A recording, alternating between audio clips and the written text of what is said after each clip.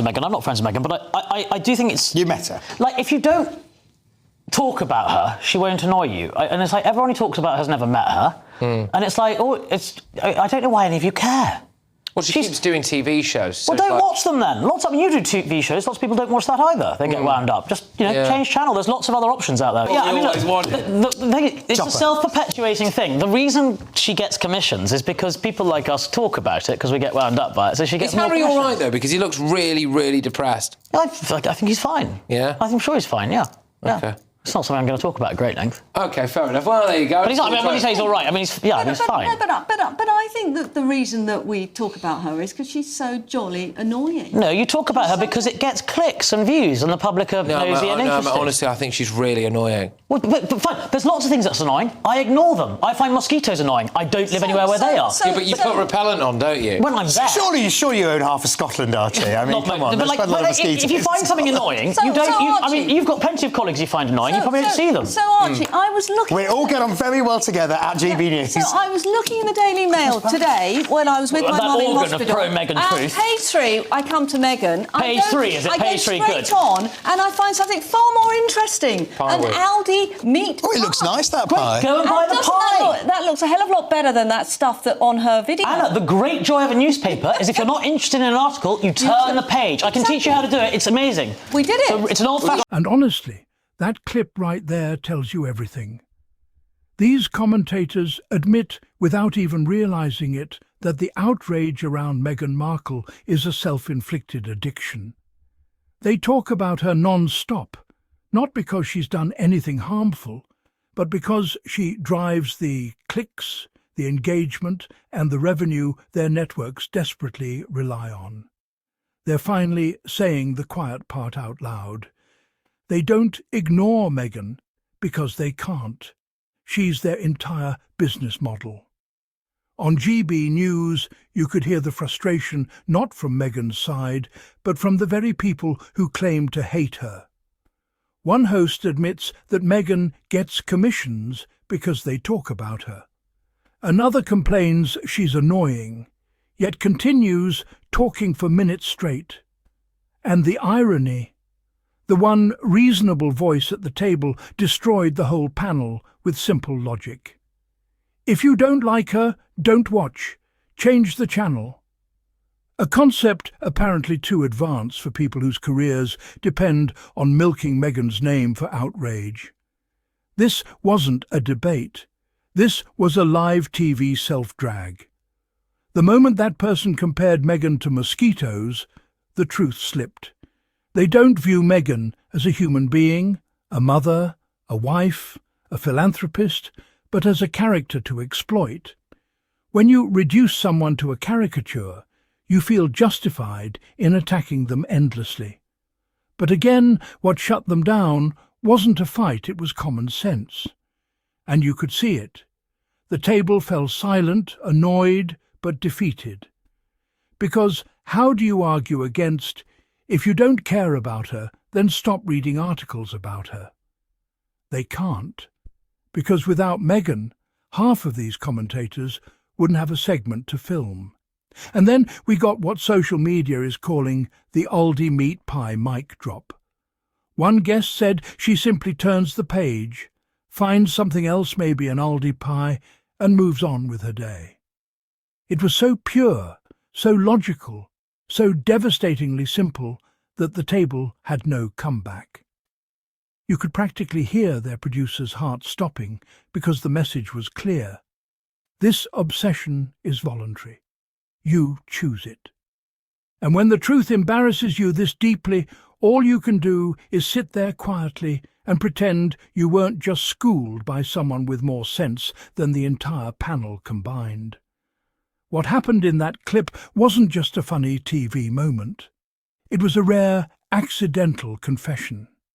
GB News needs Meghan more than Meghan needs GB News.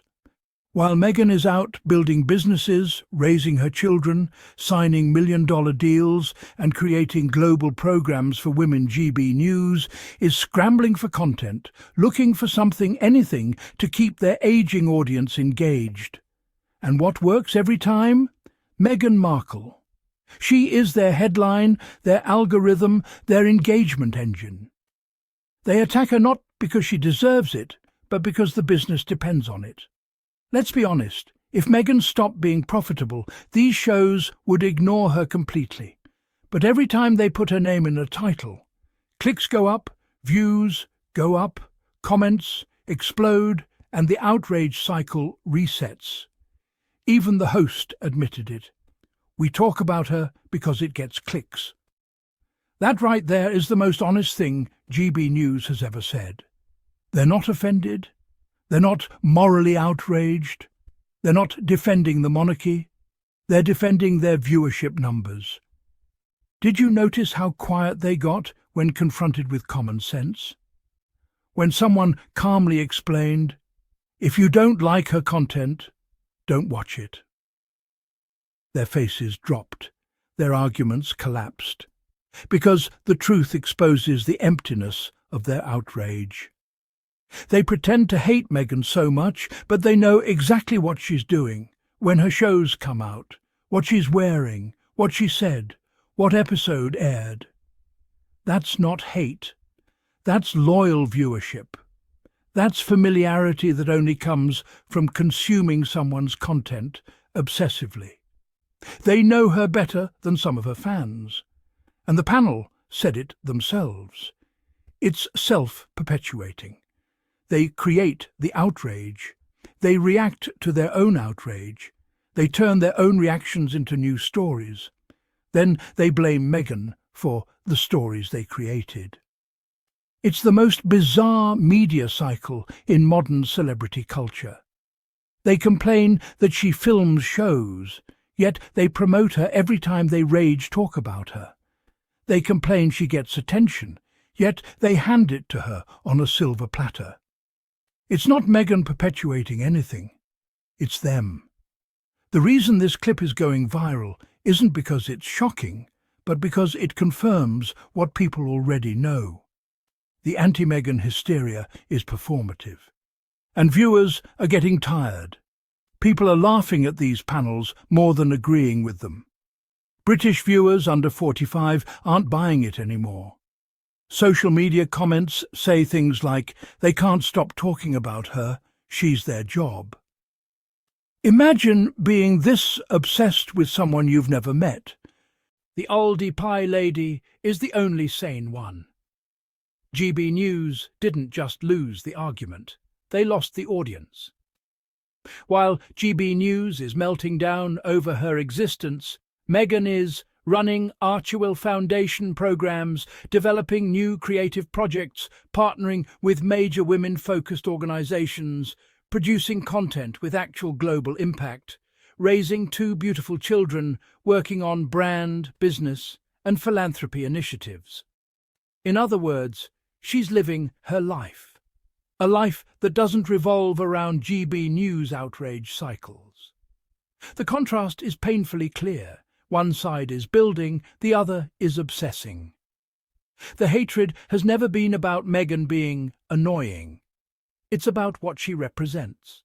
A woman of colour who entered an institution not built for her. A woman who walked away from control. A woman who speaks openly. A woman who refuses to apologise for existing. A woman who built a post-royal empire. A woman who cannot be policed by the monarchy or the British tabloid machine. That's why her existence triggers them. Not because she's annoying, but because she's independent. When confronted, GB News cannot explain why the same things other royals do are fine. But when Meghan does them, it's unacceptable. Examples. Other royals do TV documentaries fine. Meghan does one, she's attention-seeking. Other royals have podcasts fine. Meghan does one, she wants fame. Other royals take private flights, silence. Meghan takes a flight, outrage crisis. They can't justify the double standard. So they dodge the conversation entirely, which is why they went silent when the voice of reason called them out. Every time Meghan speaks for herself, through an interview, a show or a project, the British media loses its mind. Why? Because they prefer talking about her, not hearing from her. When Meghan controls her own narrative, the tabloid machine loses power. That's why they say she keeps doing TV shows. She keeps talking. Translation: she won't let us define her anymore. And that terrifies them. GB News wants people to believe Meghan is universally disliked. But the numbers tell a very different story. Her shows trend globally. Her interviews get millions of views. Her brand collaborations go viral. International audiences admire her advocacy. Americans overwhelmingly support her. Younger British audiences see the media bias clearly. The hostility exists mainly inside a loud echo chamber that depends on keeping her controversial. Outside of that, people see a successful, articulate, empathetic woman. And let's talk about Harry. GB News treats him like a traitor for doing the one thing Diana prayed he'd grow up to do: protect his wife and children. Think independently. Reject toxic media control. Break generational trauma. Harry's loyalty to Meghan exposes the royal institution in ways the monarchy isn't comfortable with. And that's why attacking Meghan is often code for attacking Harry. Meghan was never supposed to speak. She was supposed to smile, pose, wave, and remain voiceless while the tabloids monetized her image. But she refused to play that game. And every act of independence, from the Oprah interview to the Archetypes podcast to her business ventures, is treated like an act of rebellion. That's why the clip hits so hard, because it shows that even on their own turf, their narrative is falling apart. The silence that followed the logic on that panel was priceless. You could see the resentment boiling, but the argument was dead. Because here's the truth they never want to admit. They are the reason Meghan stays relevant. They are the fuel. They are the audience. They are the promoters. They are the free marketing. Without them, half the public wouldn't even know a new Meghan project dropped.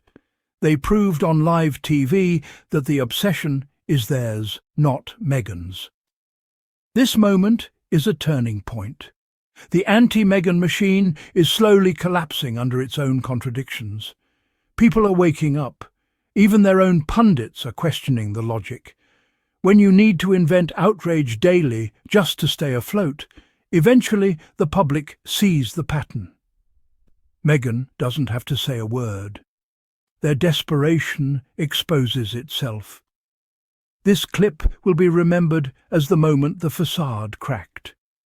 At the end of the day, Meghan's success, her peace, her family, and her global influence are not affected by TV panels shouting into microphones. But those panels? They need Meghan. They rely on her. She is their storyline, their lifeline, their ratings magnet. And when confronted with the truth that they could simply turn the page, they were left speechless. Because giving up their Meghan obsession would mean giving up the only real content they have. And that, my friends, is why Meghan continues to thrive, while her critics continue to crumble.